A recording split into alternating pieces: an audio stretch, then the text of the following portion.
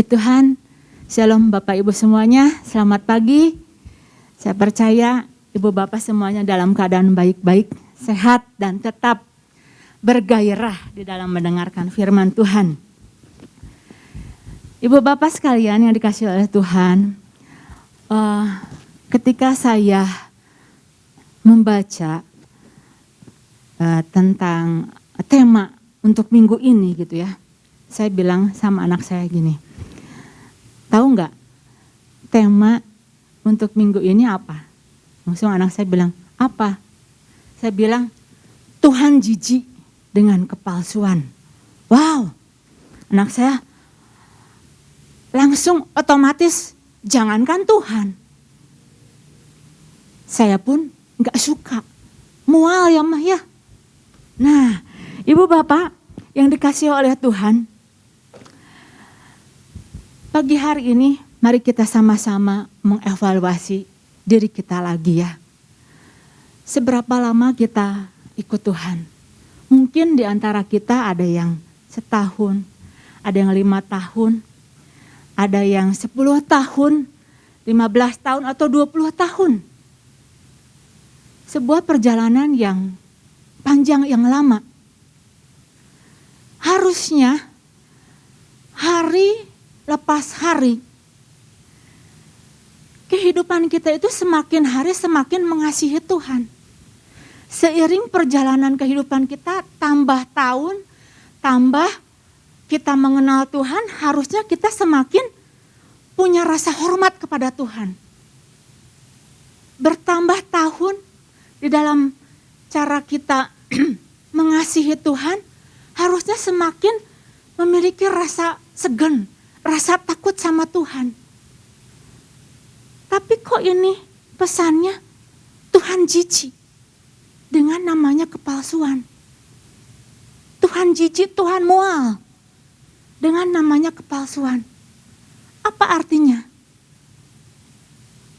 Artinya berarti ada sesuatu yang salah. Sampai saat hari ini kalau pesan ini bisa sampai, artinya ada sesuatu yang salah yang kita hidupi. Ada sesuatu yang harus kita ubah. Ada sesuatu yang harus kita tinggalkan. Karena yang namanya kepalsuan itu sesuatu yang gak disukai. Pada suatu hari, ketika tengah hari, saya tuh ditelepon gitu dari sebuah instansi swasta. Telepon, kemudian ada seorang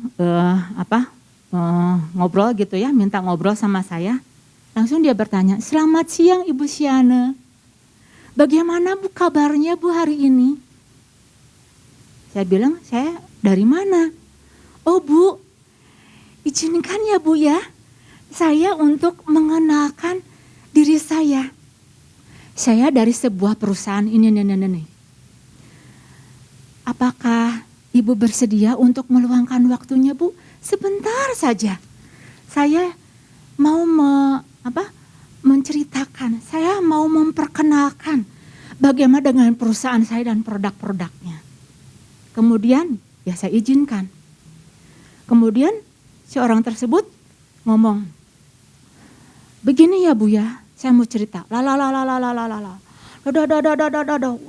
gitu ya, semuanya tuh seperti sebuah cerita, sebuah percakapan yang intonasi, gaya bicaranya, semuanya itu diatur sedemikian rupa sehingga menjadi indah untuk kedengarannya. Kemudian sesekali orang tersebut bilang, Bu, bolehkah saya minta identitas dari Ibu? Biodata dari Ibu. Ibu nama lengkapnya siapa? Saya sebut bilang, ya Siana Sari apa gitu. Kemudian, Ibu umur berapa? Saya bilang umur segini gitu ya. Wah, kalau mendengar dari suaranya, Ibu sepertinya orangnya kalem banget. Skillnya skill anak muda. Wah, dalam hati belum tahu siapa saya gitu ya. Nah Ibu Bapak sekalian, ada profesi tertentu yang dituntut untuk membuat seseorang itu manis bicaranya, ramah, sopan, kemudian tata bahasanya demikian diatur, gestur tubuhnya dibuat semenarik mungkin demi sebuah tujuan. Tetapi pada dasarnya belum tentu orangnya begitu. Belum tentu orangnya itu baik. Belum tentu orangnya itu ramah. Semuanya sepertinya baik, tetapi semuanya adalah setelan belaka, settingan belaka. Nah Ibu Bapak, ketika Ibu Bapak mungkin ketemu nih sama orang yang demikian, bagaimana perasaan Ibu? Ih, gitu ya. Orangnya mah gak seperti kayak begitu. Nah Ibu Bapak, hal ini pun sama terjadi atas kehidupan bangsa Israel pada waktu itu. Pada waktu mereka datang kepada Tuhan, mendekat kepada Tuhan, mereka melakukan ritual-ritual ibadah. Tampaknya itu semuanya itu indah, semuanya itu bagus.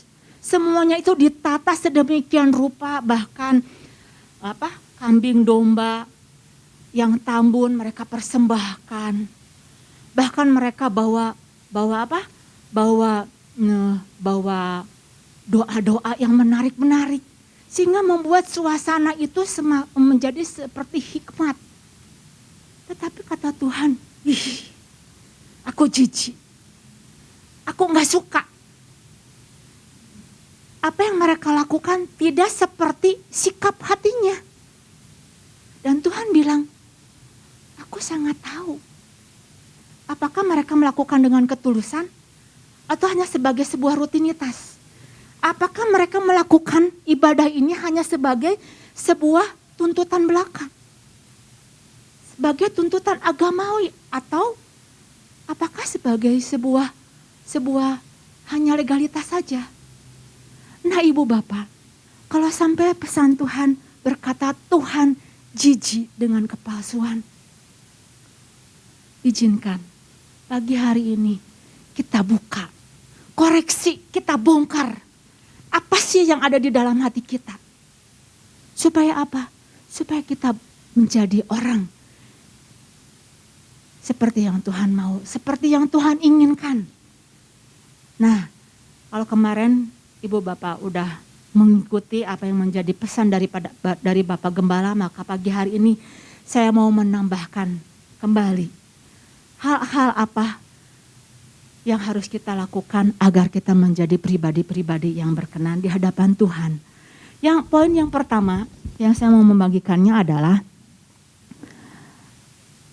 buang rasa aman yang salah dan gantikan dengan yang Tuhan inginkan. Diambil dari Yesaya 1 ayat 10 sampai yang ke-11.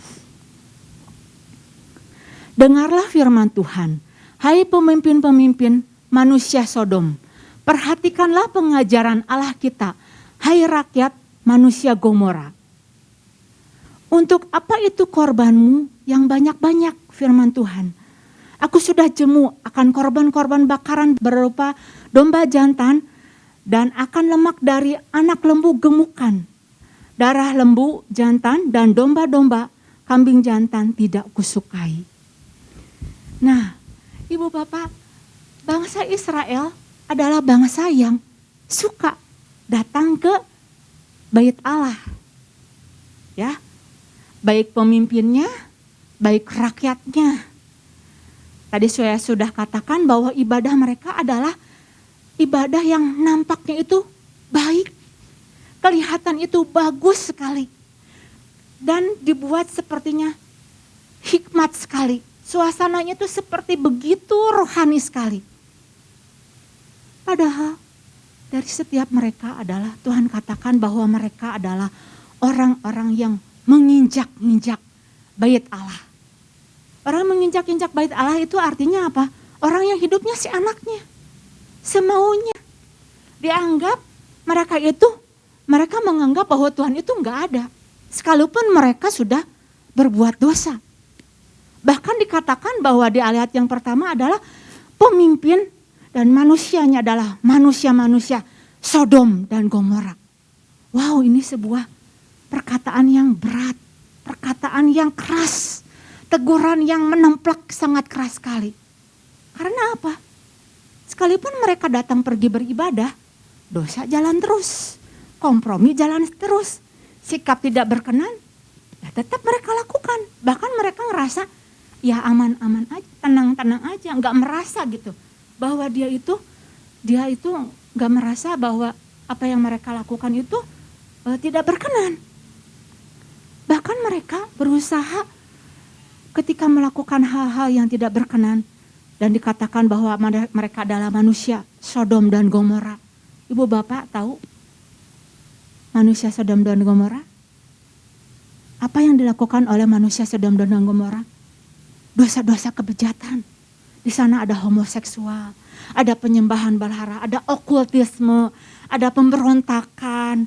Semuanya mereka lakukan. Biasa aja. Bahkan mereka berusaha untuk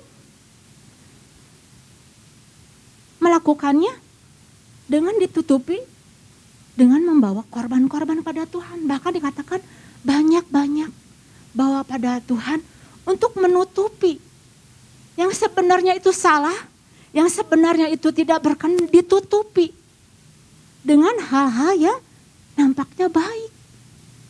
Rasa aman yang salah ditutupi dengan tindakan-tindakan atau perbuatan-perbuatan yang baik. Nah, Ibu Bapak, dari manakah? Kita mau bertanya, dari manakah datangnya kepalsuan? Dari manakah datangnya kepalsuan? Kepalsuan datang dari rasa aman yang salah. Kepalsuan datang dari rasa aman yang salah. Pada saat seseorang rasa amannya mulai terganggu, maka ada dua hal yang biasa dia lakukan. Yang pertama, orang tersebut bisa menjadi pribadi orang lain.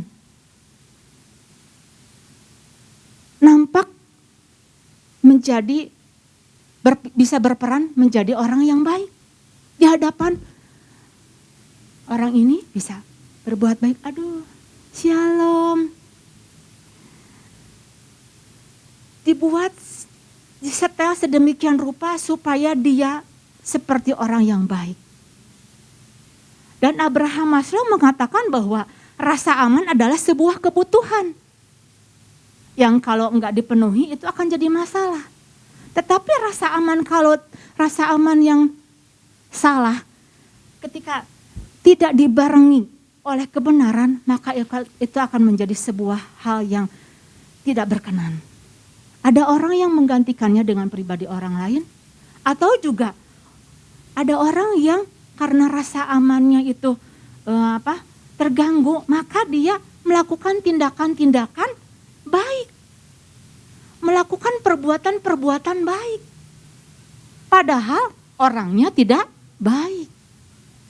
Memberi banyak gitu ya, supaya apa? Supaya dilihat bahwa saya itu orang yang senang memberi.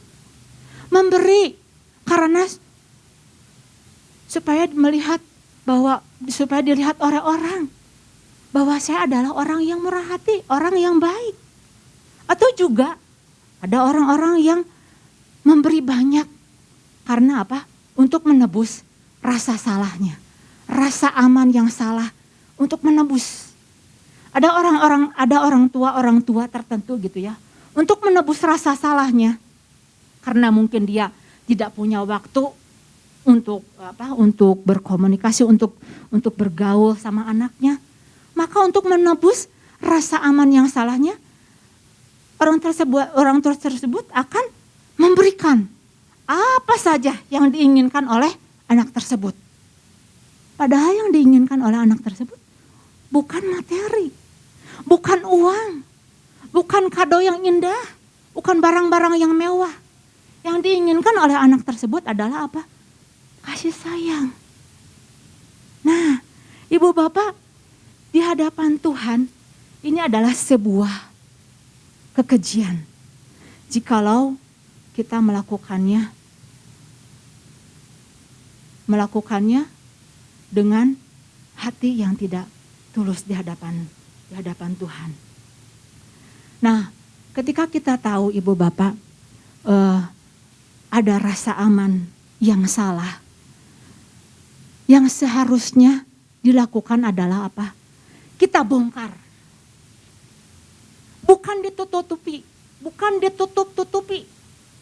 Bukan dibungkus dengan kado yang indah, dengan bungkus kado yang indah. Tetapi pada kenyataannya masih didapati dari orang-orang yang percaya ketika rasa amannya udah mulai terganggu. Mereka mulai poles sana, mereka mulai poles sini. Dibuat supaya tidak nampak. Dan kita tahu ibu bapak, perjumpaan Tuhan Yesus dengan perempuan Samaria itu perjumpaan yang membongkar rasa aman yang salah dari perempuan Samaria pada waktu itu. Nah ibu bapak, kita tahu ya cerita tentang Tuhan Yesus dengan perempuan Samaria. Orang-orang pada waktu itu bertanya kepada Tuhan, kepada mereka, bagaimana sih dengan penyembahan yang benar itu? Dan perempuan Samaria bertanya kepada Tuhan, kalau menurut orang Yahudi, penyembahan yang bisa memuaskan, yang memberikan rasa aman itu, menurut orang Yahudi harus pergi ke Yerusalem. Kalau menurut orang Samaria, penyembahan yang benar itu adalah mereka harus pergi ke gunung Gerizim. Bagaimana kata Tuhan? Dan perempuan Samaria ini punya rasa aman yang sepertinya terganggu. Bagi perempuan Samaria, rasa amannya itu adalah pada waktu dia datang menimba air di tengah bolong. Pada saat orang-orang gak ada, dia ngerasa aman. Kalau dia datang pada tengah hari. Tetapi kata Tuhan bukan itu. Rasa aman itu bukan rasa aman yang betul itu bukan datang pada tengah hari. Juga bukan pada waktu engkau punya suami yang banyak. Dan Tuhan katakan apa? Tuhan katakan ketika engkau datang menyembah di dalam roh dan kebenaran. Nah kita sama-sama baca di ayatnya itu di dalam Yohanes 4 ayat 23 ya. Tetapi saatnya akan datang dan sudah tiba sekarang bahwa penyembah-penyembah benar akan menyembah Bapa dalam roh dan kebenaran. Sebab Bapa menghendaki penyembah-penyembah demikian. Nah ini sebuah solusi yang Tuhan berikan kepada perempuan Samaria itu. Rasa aman yang sebenarnya, yang sesungguhnya harus dimiliki adalah mereka harus menyembah di dalam roh dan kebenaran. Bukan ditutupi oleh hal-hal yang lain. Mereka harus menyembah di dalam roh. Karena apa? Karena Allah adalah roh, artinya apa? Kita harus menyembahnya di dalam roh. Jadi unsur-unsur yang namanya lahiriah, unsur-unsur yang namanya kedagingan itu sudah tidak bisa dilibatkan lagi di dalamnya. Kita harus menanggalkan pada waktu kita menyembah di dalam roh.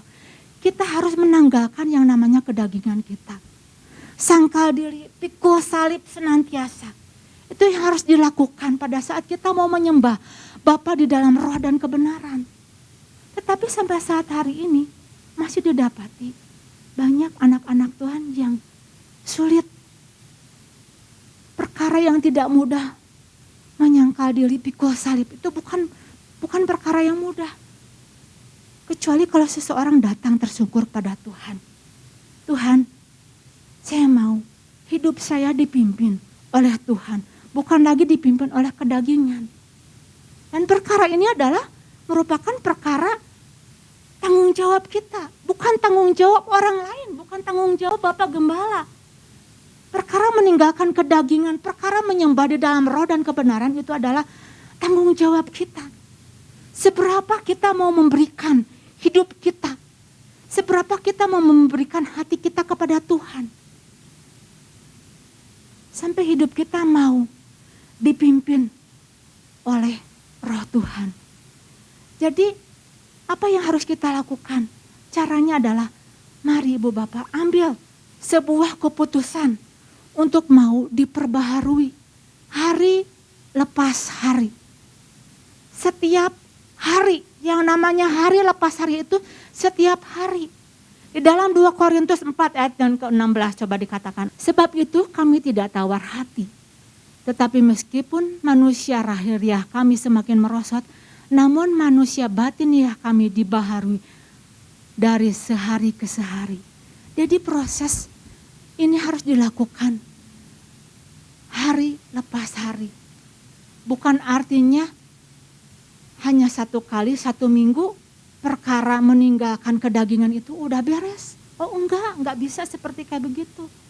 Kita kan merasa bahwa kita itu sudah dibaharui pada waktu kita datang beribadah. Tok, cukup hanya 1 minggu. Kita merasa bahwa kita sudah dibaharui.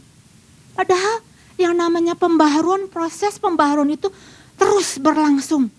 Selama tubuh daging ini masih ada, selama kita masih bisa makan capcay, siomay atau cemilan apapun, selama tubuh ini masih ada, proses pembaharuan itu masih terus bekerja dalam kehidupan kita.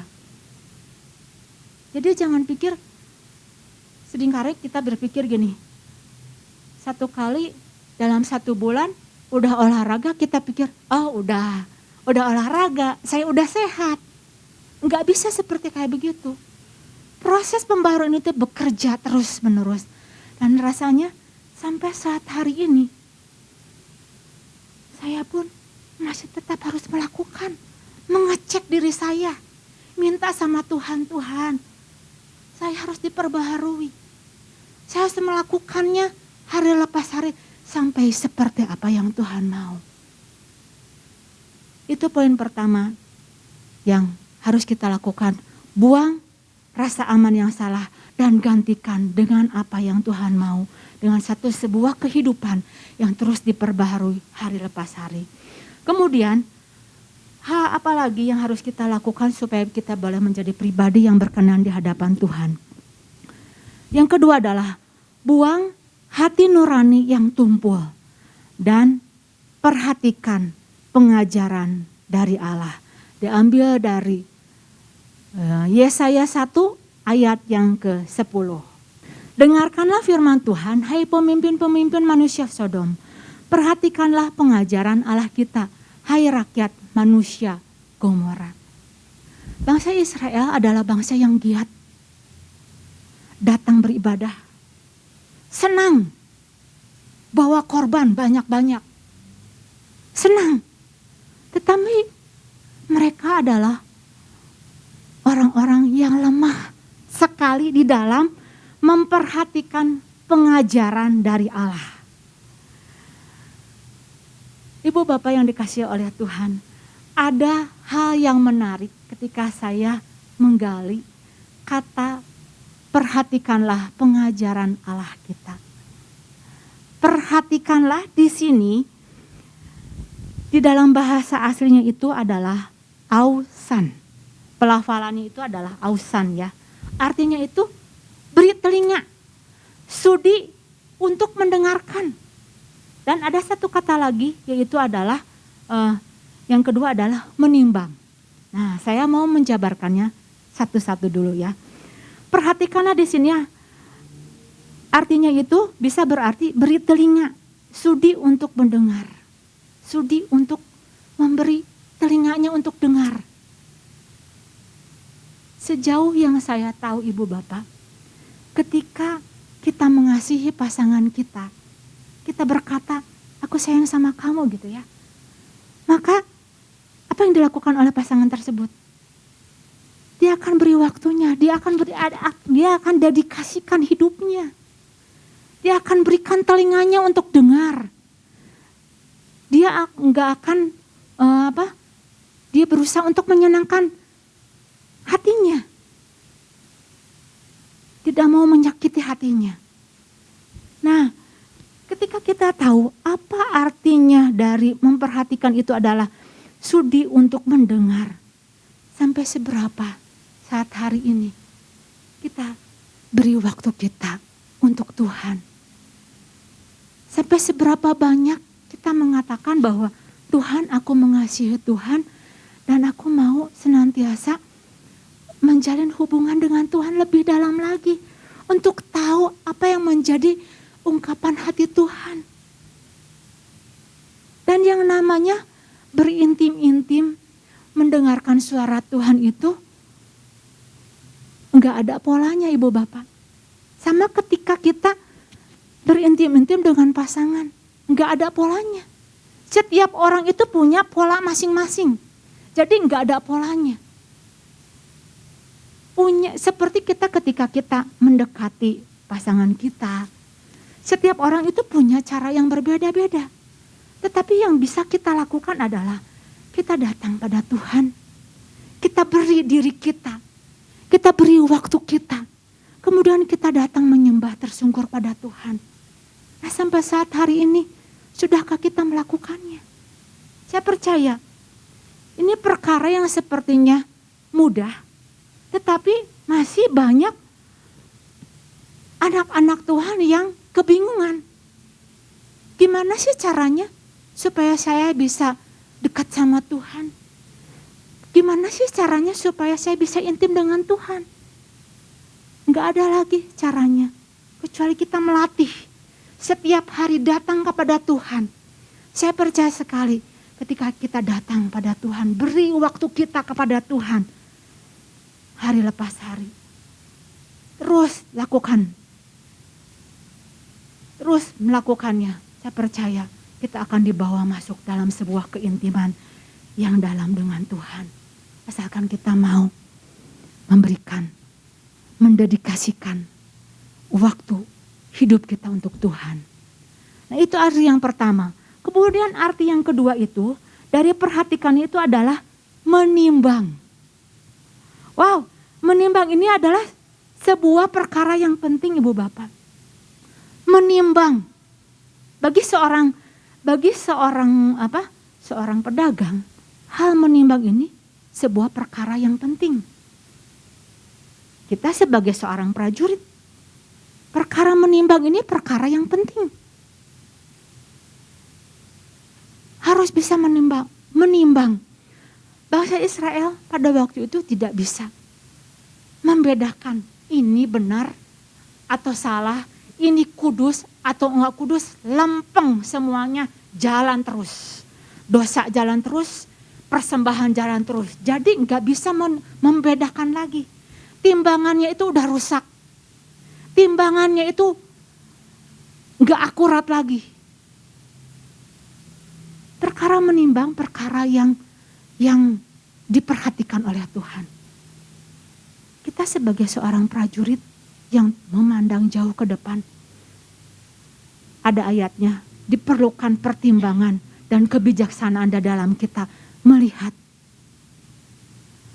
Tetapi banyak timbangan-timbangan dari anak-anak Tuhan yang udah mulai rusak.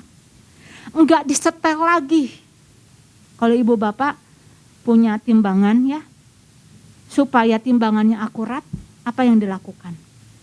Harus disetel. Setiap hari mungkin ada berkurang hanya berapa, 0, berapa gitu ya. Yang digital itu udah enggak akurat. Harus disetel timbangannya. Nah, timbangan dari anak-anak Tuhan sama, harus disetel setiap hari. Harus diselaraskan setiap hari. Dengan apa? Diselaraskan dengan nilai-nilai kebenaran Tuhan. Makanya di sini buang hati nurani yang tumpul dan perhatikan pengajaran dari Allah. Harus mulai memperhatikan mulai disetel lagi. Betapa kita membutuhkan yang namanya pengajaran dari Tuhan. Hari lepas hari, bukan hanya kita hanya bisa mendengar khotbah-khotbah saja. Tetapi kita harus bisa mulai merenungkan firman ini dan kita harus bisa mulai menerapkannya di dalam kehidupan kita. Supaya apa? Supaya enggak ada kepalsuan. Supaya kita bisa menimbang dengan akurat. Supaya kita memiliki hati nurani yang terus dipertajam. Enggak tumpul. Enggak merasa sepertinya hati nuraninya tuh mati. Berbuat dosa, ya enggak apa-apalah. Sedikit aja. Memang pada waktu kita berbuat dosa, kita enggak langsung seketika itu Tuhan hukum. Kita menjadi orang yang mati, enggak. Tetapi lambat laun, kalau kita tidak menyetel timbangan, menyelaraskan dengan kebenaran, maka hati nurani kita lama-lama akan dibuat jauh, lama-lama akan dibuat semakin tumpul, dan kita tidak bisa membedakan lagi seperti bangsa Israel yang dilakukan pada waktu itu. Dan semuanya itu akan menyakitkan hati Tuhan. Nah Ibu Bapak, dua hal ini yang saya mau membagikannya bagi Ibu Bapak ketika Tuhan mau baik kita sama-sama terus mengoreksi dan mulai memperbaiki diri. Buang rasa aman yang salah, buang hati yang tumpul, dan kembali kita terus menyelaraskan hari lepas hari, mengubah cara pandang, cara pikir kita senantiasa. Demikian firman Tuhan, Tuhan Yesus memberkati.